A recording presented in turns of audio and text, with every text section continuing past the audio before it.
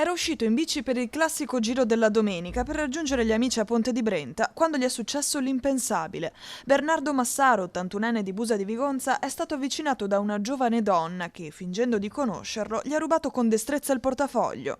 Un atto vergognoso, lo ha definito così Sonia, figlia di Bernardo, che ha già riferito tutto ai carabinieri. La famiglia si è rivolta alla nostra redazione per denunciare quanto accaduto, nella speranza che atti vili come questo non si ripetano più. Mio papà sulle prime ha detto: "No, fa guarda perché, io non la conosco". "Ma dai, ma non ti ricordi forse perché ho cambiato il colore dei capelli, perché ho fatto così, perché ho fatto colà".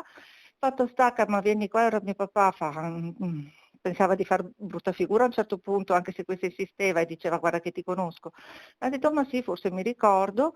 È sceso dalla bicicletta, la fa: "Vieni qua che ti abbraccio e ti do un bacio, una vita che non ti vedo". È arrivato a casa, il tempo di arrivare, cioè saranno neanche 2 minuti, arrivare sul cancello, non so come mai si è toccato la tasca del portafoglio e non se l'è più trovata. Un furto che ha fatto sentire debole e impotente il signor Bernardo. Abbiamo avuto un po' di timore perché il papà è cardiopatico, ha un defibrillatore, quindi l'agitazione, poi il fatto che all'interno di questo portafoglio c'erano tutti i numeri di telefono, degli amici, dei conoscenti, e non si dà pace perché dice: "Vicino a casa, fa come ho fatto, fa non", proprio è stato un furto con destrezza perfetto.